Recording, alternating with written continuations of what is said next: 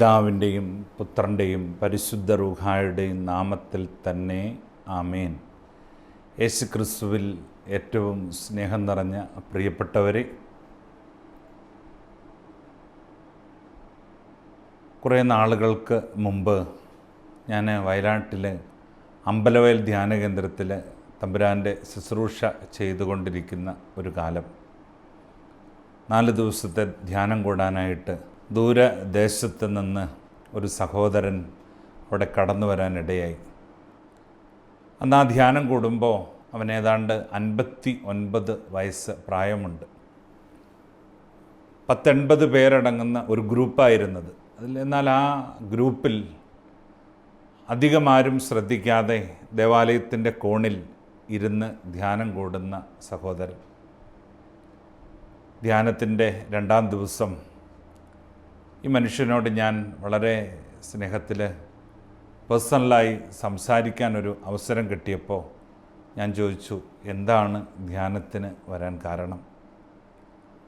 അത്രയും ഒന്ന് ചോദിച്ച സമയം അദ്ദേഹം പൊട്ടിക്കരഞ്ഞ് പറഞ്ഞു, അച്ഛാ, എൻ്റെ കുടുംബത്തിൽ അകാലത്തിലുള്ള മരണങ്ങൾ സംഭവിച്ചുകൊണ്ടിരിക്കുക. എൻ്റെ വല്യപ്പൻ വളരെ ചെറിയ പ്രായത്തിൽ തന്നെ മരിച്ചുപോയി. എൻ്റെ പിതാവ് അതേ പ്രായത്തിൽ തന്നെ മരിച്ചു. പിതാവിൻ്റെ സഹോദരൻ ഇതുപോലെ തന്നെ മരിച്ചു. ഈ മരിച്ചുപോയ എല്ലാവർക്കും തന്നെ 2 കിഡ്നിയും ഫെയിലിയറായി, കിഡ്നി സംബന്ധമായ രോഗങ്ങൾ കൊണ്ടാണ് ഇവരെല്ലാം മരിക്കുന്നത്. ഞാൻ വന്നത്, എനിക്കും ഇതുപോലെ എൻ്റെ 2 കിഡ്നിക്കും പ്രശ്നങ്ങളാണ്. എന്നെയും കുറേ ദിവസങ്ങളായി ഈ മരണഭയം അലട്ടാൻ തുടങ്ങി. അപ്പോൾ അദ്ദേഹം പറഞ്ഞു, എൻ്റെ പൂർവികർ ചെയ്ത തെറ്റെന്താണ്? ഇനി ഈ മനുഷ്യൻ പറയുകയാണ്, ഞാൻ കുറേ ധ്യാന കേന്ദ്രങ്ങളിൽ പോയി ധ്യാനങ്ങൾ കൂടി, എങ്ങനെയെങ്കിലും എൻ്റെ ആയുസ്സൊന്ന് നീട്ടിക്കിട്ടണം. ഈ മരണഭയത്തിൽ നിന്ന് എനിക്കൊരു മോചനം വേണം. അപ്പോൾ ആ പ്രിയപ്പെട്ട സഹോദരന് ഒരു തിരുവചനം പറഞ്ഞു കൊടുത്തു. ആ വചനം ഇതാണ്, റോമർക്കെഴുതിയ ലേഖനം 8-ാം അധ്യായം 1-ഉം 2-ഉം തിരുവചനം. അവിടെ പറയുന്നു, ആകയാൽ ഇപ്പോൾ യേശു ക്രിസ്തുവിനോട് ഐക്യപ്പെട്ടിരിക്കുന്നവർക്ക് ശിക്ഷാവിധി ഇല്ല. എന്തെന്നാൽ യേശു ക്രിസ്തുവിലുള്ള ജീവാത്മാവിൻ്റെ നിയമം നിന്നെ പാപത്തിൻ്റെയും മരണത്തിൻ്റെയും നിയമത്തിൽ നിന്ന് സ്വതന്ത്രനാക്കിയിരിക്കുന്നു. അപ്പം ഞാൻ പറഞ്ഞു, കുറ്റബോധങ്ങൾ കൊണ്ട് നിറഞ്ഞ ഒരു മനുഷ്യൻ, മരണഭയം കൊണ്ട് വേദനിക്കുന്ന ഈ സഹോദരൻ, ഞാൻ ഇദ്ദേഹത്തോട് പറഞ്ഞു, ക്രിസ്തുവിനോട് ഹൃദയത്തിൻ്റെ ഉള്ളിൽ ഒന്ന് ഐക്യപ്പെട്ടാൽ, നീയും ക്രിസ്തുവും ഒന്നായാൽ പാപത്തിൻ്റെ നിയമം അഥവാ മരണത്തിൻ്റെ നിയമം നിന്നിൽ നിന്ന് എന്നേക്കുമായി മായ്ക്കപ്പെട്ടിരിക്കും. യേശു ക്രിസ്തു എന്ന സത്യദൈവത്തെക്കുറിച്ച് നീ ആഴത്തിലൊന്ന് പഠിച്ചു തുടങ്ങി. യേശു ക്രിസ്തു എന്ന സത്യദൈവത്തെ നീ ഹൃദയത്തിൻ്റെ ആഴത്തിലൊന്ന് സ്വീകരിച്ചു തുടങ്ങി. നീ പഴയ നിയമത്തിൽ നിന്ന് പുതിയ നിയമത്തിലേക്കൊന്ന് കടന്നേ. മത്തായിയുടെ സുവിശേഷം 1-ാം അധ്യായം 21-ാമത്തെ തിരുവചനം, അവിടെ പറയുന്നത് ഇങ്ങനെയാണ്, കന്യക ഗർഭം ധരിച്ച് ഒരു പുത്രനെ പ്രസവിക്കും, അവന് യേശു എന്ന് പേരിടണം. അവൻ തൻ്റെ ജനത്തെ സകല പാപങ്ങളിൽ നിന്നും മോചിപ്പിക്കും. മത്തായിയുടെ സുവിശേഷം 1-ാം അധ്യായം 1 തൊട്ട് 17 വരെയുള്ള തലത്തിൽ ആ വചനത്തിലൊരു വംശാവലിയെക്കുറിച്ച് പറയുകയാണ്. അബ്രഹാമിൻ്റെ കുടുംബം തൊട്ട് വീണ്ടും ജോസഫിൻ്റെ കുടുംബം, മറിയത്തിൻ്റെ കുടുംബം വരെയുള്ള കാര്യങ്ങൾ അവിടെ പറഞ്ഞിരിക്കുക. പഴയ നിയമ തലമുറയിൽ നിന്ന്, അബ്രഹാത്തിൻ്റെ കുടുംബത്തിൽ നിന്ന്, അല്ലെങ്കിൽ അതിന് താഴേക്കുള്ള ബോവാസിൻ്റെ കുടുംബത്തിൽ നിന്ന്, രൂത്തിൻ്റെ കുടുംബത്തിൽ നിന്ന്, താമാറിൻ്റെ കുടുംബത്തിൽ നിന്ന്, ദാവീദിൻ്റെ കുടുംബത്തിൽ നിന്ന് നീ നിൻ്റെ വേര് പൊട്ടിച്ചു മാറ്റി നിനക്കും എനിക്കും വേണ്ടി രക്ഷകനായി തീർന്ന് കാൽവരിയിൽ യാഗമായി തീർന്ന ഒരു ക്രിസ്തുവുണ്ട്. അവൻ്റെ തലമുറയിൽ നിന്നെ പറിച്ചു നട്. ഹൃദയം കൊണ്ടും ജീവിതം കൊണ്ടും എല്ലാം നീ പറിച്ചു നട്. അങ്ങനെ പറിച്ചു നട്ടാലത്തെ പ്രത്യേകത, അവൻ ജസ്സയുടെ കുറ്റിയിൽ നിന്നുള്ള ഒരു മുളയാണ്. അവൻ്റെ മേൽ ഒരു ജ്ഞാനത്തിൻ്റെ ആത്മാവുണ്ട്, ഒരു വിവേകത്തിൻ്റെ ആത്മാവുണ്ട്, ഒരു ദൈവകൃപയുടെ ആത്മാവുണ്ട്. അഥവാ പുതിയ കുടുംബ മഹിമയുടെ ഒരു തലം എന്ന് പറഞ്ഞാൽ പിശാചിനെ തച്ചുടച്ച ഒരു തലം, മരണത്തെ തച്ചുടച്ച ഒരു തലം, രോഗത്തെ തച്ചുടച്ച ഒരു തലം, മരിച്ചവനെ ഉയർപ്പിച്ചു വീണ്ടും ലോകത്തിൻ്റെ കയ്യിൽ കൊടുത്ത ഒരു തലം. അഥവാ യേശു ക്രിസ്തുവെന്ന പുതിയ യുഗത്തിൻ്റെ ഒരു തലം നീ ഒന്ന് സ്വീകരിക്കുക. ഇത്രയും പറഞ്ഞു കൊടുത്തപ്പോൾ തന്നെ ആ വ്യക്തി പറയാനിടയായി തീർന്നു, എന്തോ എന്നിലൊരു മാറ്റം. എനിക്ക് വിഷമം തോന്നി. കാരണം വളരെ കാര്യമായിട്ട് പറഞ്ഞു കൊടുത്തു യേശു ക്രിസ്തു എന്ന ദൈവത്തെക്കുറിച്ച്. പക്ഷേ ഇതങ്ങോട്ട് സ്വീകരിക്കാൻ ഈ വ്യക്തിക്ക് സാധിക്കുന്നില്ല, പ്രിയപ്പെട്ടവരെ. അപ്പോൾ കൊളോസ്യ ലേഖനം 2-ാം അധ്യായം 6 തൊട്ടുള്ള തിരുവചനം ആ സഹോദരന് പറഞ്ഞു കൊടുത്തുകൊണ്ട് അവരോട് പറഞ്ഞു, ക്രിസ്തുവിലാണ് സമ്പൂർണമായ ഒരു പൂർണ്ണതയുള്ളത്. ഈ പ്രപഞ്ചത്തിൽ ഒരുപാട് മാനുഷിക പ്രബോധനങ്ങളുണ്ട്, മാനുഷിക ചിന്തകളുണ്ട്, തത്വചിന്തകളുണ്ട്, അനേകം പാരമ്പര്യങ്ങളുണ്ട്. പക്ഷേ നിൻ്റെ വേര് നീ യേശു ക്രിസ്തുവെന്ന ദൈവത്തിലേക്ക് കൊണ്ടുവരാൻ ഒന്ന് ആഗ്രഹിച്ചു തുടങ്ങിക്കേ. ആ നിമിഷം നിൻ്റെ മേലുള്ള ലോകത്തിൻ്റെ കെട്ട് അഴിയും. കൊളോസ്യ ലേഖനം 2-ാം അധ്യായം 6 തൊട്ടുള്ള വചനത്തിൽ ഇങ്ങനെയാണ് പറയുന്നത്, കർത്താവായ യേശു ക്രിസ്തുവിനെ നിങ്ങൾ സ്വീകരിച്ചിരിക്കുന്നതിനാൽ അവനിൽ ജീവിക്കുവിൻ.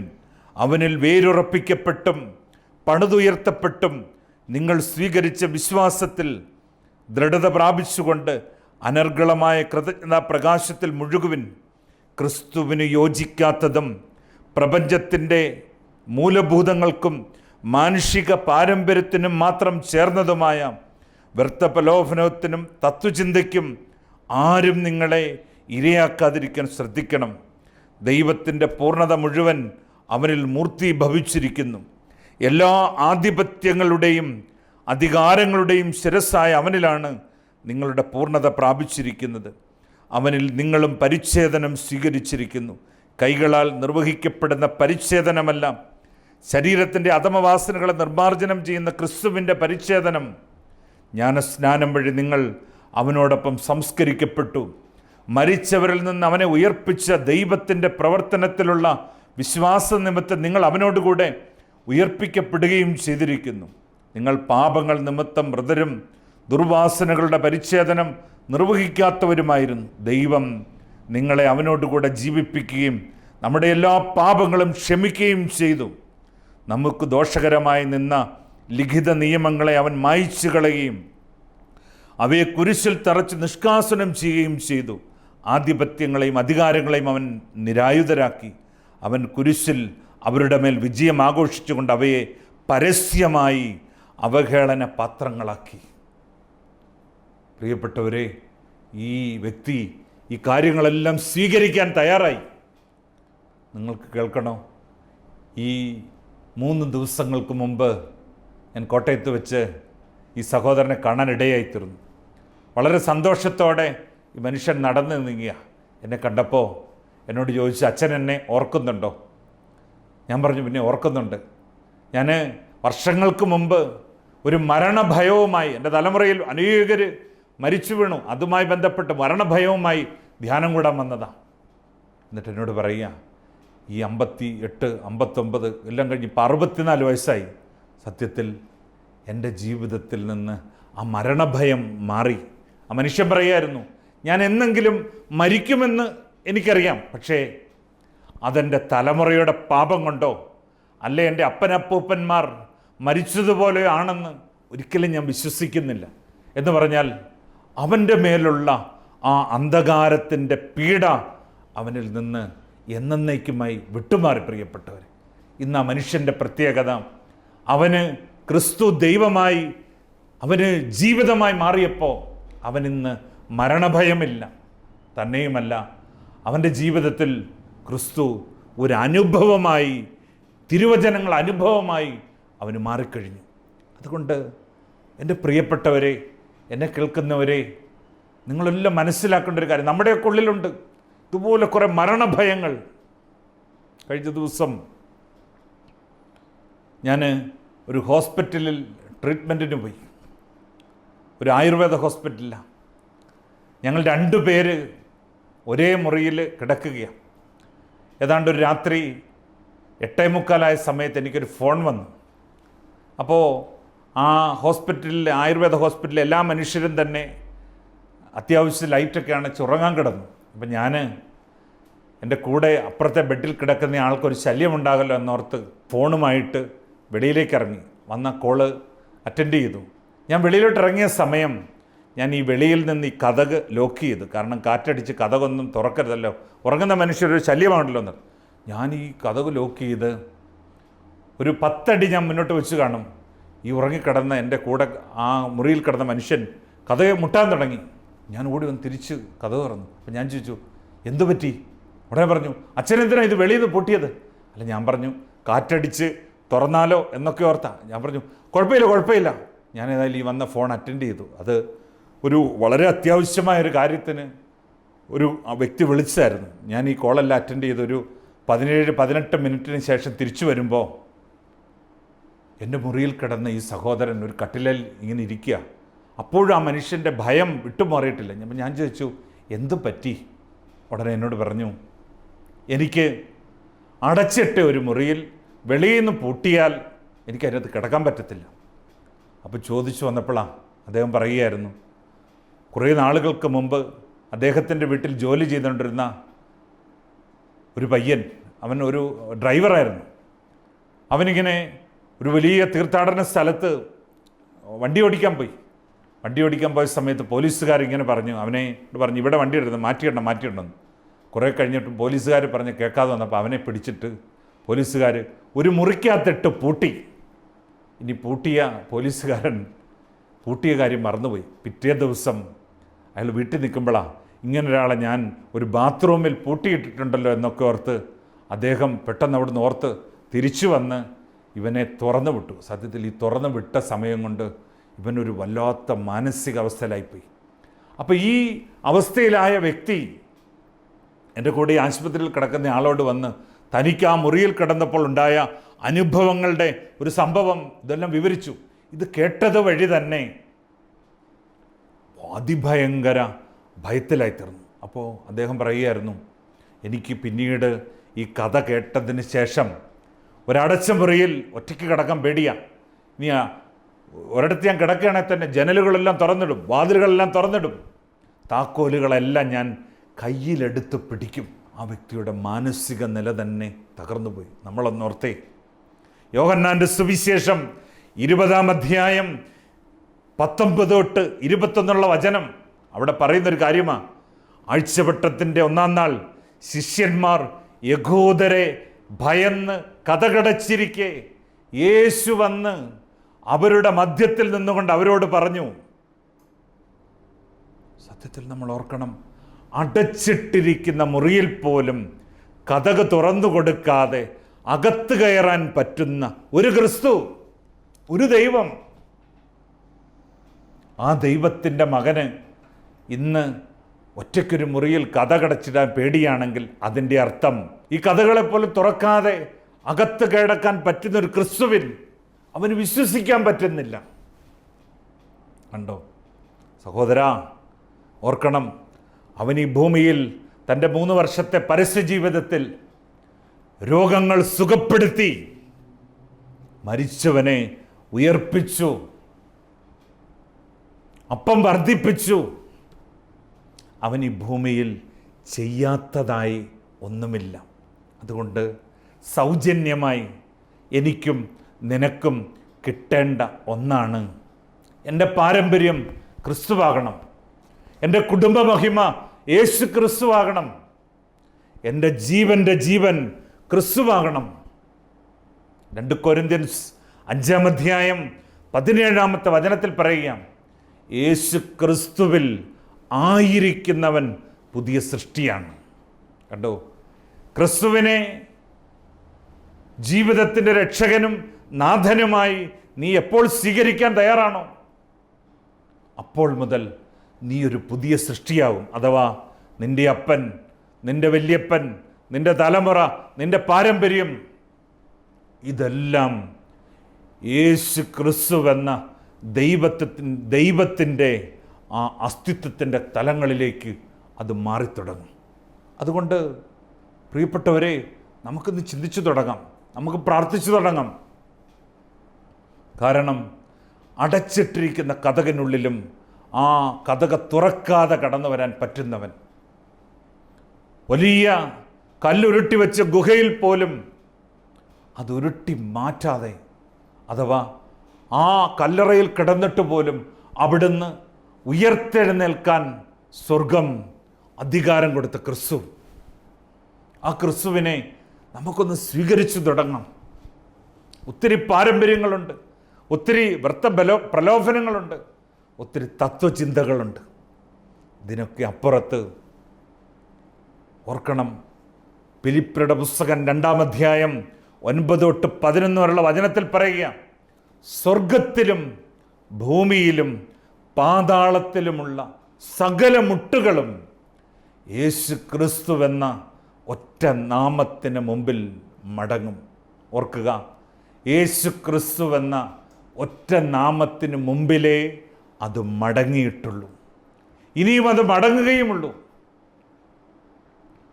ലൂക്കോസ് 10:17-20 വചനത്തിൽ 72 പേരും സന്തോഷത്തോടെ തിരിച്ചു വന്നിട്ട് പറഞ്ഞു, യേശുവേ, നിന്റെ നാമത്തിൽ പിശാചുക്കൾ പോലും ഞങ്ങൾക്ക് കീഴടങ്ങും. കണ്ടോ, ഒരു പിശാച് പോലും ക്രിസ്തുവിനെ സ്വീകരിച്ച മനുഷ്യൻ്റെ മുമ്പിൽ കീഴടങ്ങുന്നു. ഇന്ന് പിശാച് നിന്റെ ജീവിതത്തിൽ നിന്ന് വിട്ടുപോകുന്നില്ലെങ്കിൽ അതിൻ്റെ പിന്നിൽ പിശാചിൻ്റെ ശക്തി കൊണ്ടല്ല, നീ ഹൃദയം തുറന്ന് നിന്റെ സ്വന്തമായി നീ ക്രിസ്തുവിനെ സ്വീകരിച്ചില്ല എന്നുള്ളതാണ് അതിൻ്റെ സത്യം. റോമർക്കെഴുതിയ ലേഖനം 8-ാം അധ്യായം 11-ാമത്തെ വചനത്തിൽ പറയുന്നു, യേശുവിനെ മരിച്ചവരിൽ നിന്ന് ഉയർപ്പിച്ചവൻ്റെ ആത്മാവ് നിങ്ങളിൽ വസിക്കുന്നുണ്ടെങ്കിൽ യേശു ക്രിസ്തുവിനെ ഉയർപ്പിച്ചവൻ നിങ്ങളുടെ മർത്യ ശരീരങ്ങൾക്കും നിങ്ങളിൽ വസിക്കുന്ന തൻ്റെ ആത്മാവിനാൽ ജീവൻ പ്രദാനം ചെയ്യും. എന്നോർത്തേ, സ്വർഗത്തിൻ്റെ നമ്മോടുള്ള ഒരു സ്നേഹം, അവനെ ഒരു ഗോതമ്പപ്പമാക്കി, ഒരു കുർബാനയാക്കി പിതാവാം ദൈവം നമുക്ക് തന്നിരിക്കുകയല്ലേ. അതുകൊണ്ട് ഓർക്കണം പ്രിയപ്പെട്ടവരെ, ആ ഗോതമ്പപ്പത്തിൽ, ആ പരിശുദ്ധ കുർബാനയിൽ ദൈവത്വത്തിൻ്റെ പൂർണ്ണതകൾ മുഴുവൻ അടങ്ങിയിട്ടുണ്ട്. അത് സ്വീകരിച്ച നമ്മൾ ദൈവത്തിൻ്റെ ആത്മാവിനാൽ നിറഞ്ഞവനാണ് എന്നുള്ളൊരു സത്യം നമുക്ക് വിശ്വസിക്കാം. 100% ഗ്യാരണ്ടിയോടെ നമ്മുടെ ജീവിതം അവൻ്റെ കരങ്ങളിൽ ഒന്ന് കൊടുക്കാം. അപ്പനും വല്യപ്പനും അപ്പൻ്റെ സഹോദരനുമൊക്കെ മരിച്ചതുപോലല്ല, അവർ മരിച്ച പ്രായത്തിലുമല്ല. ഇന്നും ക്രിസ്തുവിനെ സ്വീകരിച്ച മനുഷ്യന് അവന് ആരോഗ്യത്തോടെ നടക്കാൻ പറ്റുന്നു. തന്നെയുമല്ല, അവനൊരു പുതിയ പ്രത്യാശയിൽ, കാഴ്ചപ്പാടിൽ അവൻ ജീവിക്കാൻ പറ്റുന്നു. അവൻ്റെ മേലുള്ള മരണഭയം എന്നേക്കുമായി വിട്ടുമാറിയിരിക്കുന്നു. ഗ്യാരണ്ടിയോടെ നമുക്ക് സ്വീകരിക്കാൻ പറ്റുന്ന യേശു ക്രിസ്തു എന്ന സത്യത്തെ നമുക്കൊന്ന് സ്വീകരിക്കാം. നമുക്കതിനു വേണ്ടി ഒരുങ്ങാം. പ്രിയപ്പെട്ടവരെ, നമുക്കൊന്ന് പ്രാർത്ഥിക്കാം. കാരുണ്യവാനായ കർത്താവായ യേശു ക്രിസ്തുവേ, ഇന്ന് ലോകത്തിൽ അനേകം മനുഷ്യർ ആരിലാണ് ഞാൻ ആശ്രയിക്കേണ്ടത് എന്ന് അറിയാതെ ഒത്തിരി നെട്ടോട്ടവും വേദനകളും കൊണ്ട് അവർ നിറഞ്ഞിരിക്കുക. തമ്പുരാനെ, യേശുവെന്ന സത്യദൈവത്തെ തിരിച്ചറിയാൻ, അവനിൽ പാപത്തിൻ്റെയും മരണത്തിൻ്റെയും നിയമങ്ങൾ നിശേഷം മാഞ്ഞുപോയി എന്ന് വിശ്വസിക്കുവാൻ, അവനിൽ വലിയൊരു ഉയർപ്പുണ്ടെന്ന് വിശ്വസിക്കുവാൻ, അടച്ചിട്ട മുറിയിൽ പോലും കതക് തുറക്കാതെ കടന്നു വരാൻ പറ്റുന്ന ക്രിസ്തുവാണ് എൻ്റെ ദൈവമെന്ന് വിശ്വസിക്കുവാൻ ലോകം മുഴുവനിലുള്ള മനുഷ്യരുടെ മേൽ വിശ്വാസത്തിൻ്റെ വരം അങ്ങ് വർഷിക്കണമേ. അങ്ങ് എല്ലാവരെയും അനുഗ്രഹിക്കണമേ. സ്വർഗം ഞങ്ങൾക്ക് നൽകിയ പൗരോഹിത്യ അധികാരത്താൽ പരിശുദ്ധ പാത്രിർക്കീസ് ബാവയുടെ, ശ്രേഷ്ഠ കാതോലിക്ക ബാവയുടെ, ഞങ്ങളുടെ പിതാക്കന്മാരുടെ എല്ലാ മഹാപ്രധാന ആചാര്യത്തോട് ഞങ്ങൾ ഹൃദയം കൊണ്ടും മനസ്സുകൊണ്ടും ആത്മാവ് കൊണ്ടും ഒന്നായി ചേർന്ന് നിന്നുകൊണ്ട് ഞങ്ങൾക്ക് ലഭിച്ച പൗരോഹിത്യ അധികാരത്താൽ പിതാവിൻ്റെയും പുത്രൻ്റെയും പരിശുദ്ധ റൂഹായുടെയും നാമത്തിൽ ഭയത്തിൻ്റെയും ഭീരുത്വത്തിൻ്റെയും എല്ലാ തിന്മയുടെ സ്വാധീനങ്ങളും എന്നേക്കുമായി വിട്ടുമാറി ഈ ജനം അനുഗ്രഹിക്കപ്പെടാൻ ഇടയായിത്തീരട്ടെ, ഇവരൊരു അനുഗ്രഹമായി തീരട്ടെ എന്ന് ഞങ്ങൾ പ്രാർത്ഥിക്കുന്നു. പിതാവിൻ്റെയും പുത്രൻ്റെയും പരിശുദ്ധ റൂഹായുടെയും നാമത്തിൽ തന്നെ. ആമേൻ.